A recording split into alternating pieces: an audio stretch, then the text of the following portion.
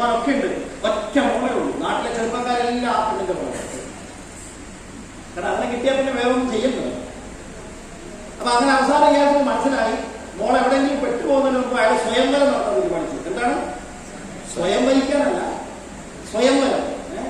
അപ്പൊ മത്സരം എന്ന് പറഞ്ഞാൽ അയാളുടെ വീട്ടിൽ വലിയൊരു കുളം ഉണ്ടായിരുന്നു. ആ കുളത്തിൽ ലോകത്തിലെ ഏറ്റവും മാരകമായ ആക്രമണശേഷിയുള്ള മുതലകളെ പിടിച്ചിട്ടുണ്ട്. എന്നിട്ട് പറഞ്ഞു, ഇതാണ് മത്സരം. ഈ കുളത്തിൽ ചാടി അക്കരെ നീന്തി മുതലയുടെ കടി കൊണ്ടാതെ ജീവനോട് അപ്പുറം എത്തിയാൽ മോളെ സ്വത്തുണ്ട്. എല്ലാവരും ഒത്തുകൂടിയപ്പോൾ ഈ സംഭവം അറിഞ്ഞത് ഒറ്റയൊന്നും ചാടുന്നില്ല. 1.5 മണിക്കൂറായിട്ട് നിൽക്കുകയാണ്. ചാട് കൊണ്ട് ആരും ചാടുന്നില്ല. ജീവനല്ലേ വരുന്നല്ലേ. പണ്ടാരം പറഞ്ഞതുപോലെ മുദ്രാവാക്യമൊക്കെ വിളിച്ച് വെടിയുണ്ട നേരെ നെഞ്ചിൽ വന്നാണ് നെഞ്ചി വിരിച്ച് കാണിക്കുന്നതൊക്കെ പറഞ്ഞ് ഇങ്ങനെ നിന്നതിന് ശേഷം പ്രസംഗം കഴിയുമ്പോൾ ബ്രിട്ടീഷുകാർ വെടിവെച്ച്. അപ്പൊ പ്രസംഗിച്ച നേതാവാണെങ്കിൽ ഒറ്റ ഓട്ടമാണ്. അണി ചോദിക്കണം നേതാവ് എങ്ങോട്ടാ ഓടുന്നതെന്ന്.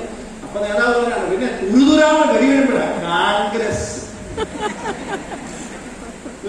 തുരുതുരാണ് വെടി വീഴുമ്പോഴത്തെ കോൺഗ്രസ് എന്ന് പറഞ്ഞതുപോലെ ആരും ചാടുന്നുണ്ട്. ഇങ്ങനെ നിൽക്കുക. പെട്ടെന്നാവുന്ന ചെറുപ്പക്കാരൻ ഒരു 3 മീറ്റർ മുന്നോട്ട് ചാടി ഭയങ്കര ആവേശത്തോടുകൂടി. എങ്ങനെയൊക്കെയോ കൈയും കാലൊക്കെ പിടിച്ച് മുതലയുടെ വായിൽ നിന്നൊക്കെ കാലൊക്കെ വലിച്ചൂരി അപ്പുറത്തെത്തിയപ്പോ പത്രക്കാർ വരെ വന്നിട്ടുണ്ടായിരുന്നു അവിടെ. അവര് വന്നിട്ട് ചോദിച്ചു, നിനക്ക് ചാടാനുള്ള ധൈര്യം എങ്ങനെ കിട്ടി എന്ന് ചോദിച്ചപ്പോൾ അയാളെ അദ്ദേഹം എന്നെ തള്ളിയിട്ട് അവിടെ കാണിച്ചു. ഇവിടെ ഉള്ളവർ കൃഷിപ്പെട്ടായിരുന്നു. ഇവൻ ചാകട്ടെ തള്ളിയിട്ടാണ്. അങ്ങനെ ഒരാൾ എന്നെ തള്ളിയിട്ടതാണ് ഡയറക്ട് സെല്ലിംഗ് ബിസിനസ്സിലേക്ക്.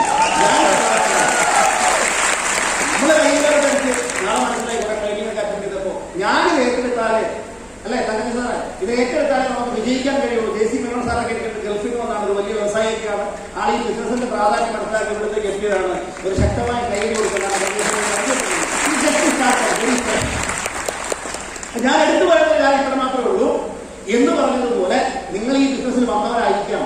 ഈ ബിസിനസ്സിൽ കമ്മിറ്റ്മെന്റ് ഉള്ള, നിങ്ങൾ നന്നായി കാണണമെന്ന് ആത്മാർത്ഥതയുള്ള, ഉള്ളിൽ ആ ചിന്തയോടുകൂടി പ്രവർത്തിക്കുന്നവരെയാണ് നിങ്ങൾ അപ്ലൈൻ ലീഡറായിട്ട് അംഗീകരിക്കേണ്ടത്. കുടുംബത്തിലെ ഉപേക്ഷിച്ച് പോയി ജന്മം നൽകിയിട്ട് ഒന്നും നോക്കാതെ പോയ അച്ഛനെയാണോ നോക്കേണ്ടത്? സംരക്ഷിച്ച അച്ഛന്റെ സഹോദരനെയാണോ മാനിക്കേണ്ടത്? ആരെയാണ് മാനിക്കേണ്ടത്? അല്ലെങ്കിൽ മുത്തച്ഛനെയാണോ മാനിക്കേണ്ടത്? സംരക്ഷിക്കുന്നവരെയാണ് മാനിക്കേണ്ടത്. ഈ ബിസിനസ്സിൽ നിങ്ങൾ വരണമെങ്കിൽ ആരെങ്കിലും സ്പോൺസർ ചെയ്തേ പറ്റൂ. ഈ ലോകത്ത് ജനിക്കണമെങ്കിൽ ഒരു അച്ഛനും അമ്മയും ഉണ്ടായേ പറ്റൂ എന്ന് പറയുന്നത് പോലെ അവരെ വിതൗട്ട് കണ്ടീഷൻ നിങ്ങൾ റെസ്പെക്ട് ചെയ്തേക്കുക. പക്ഷെ ഫോളോ ചെയ്യരുത്. ഫോളോ ചെയ്യേണ്ടത് ആരെയാണെന്ന് അറിയോ? അത് ഫോളോ ചെയ്യാൻ ക്വാളിറ്റിയുള്ള, വലിയ പ്രസിദ്ധിക്കുന്ന അച്ചീവ്മെന്റുള്ള ആളുകളെയാണ്, ആത്മാർത്ഥതയുള്ള ആളുകളെയാണ് ഫോളോ ചെയ്യുന്നത്.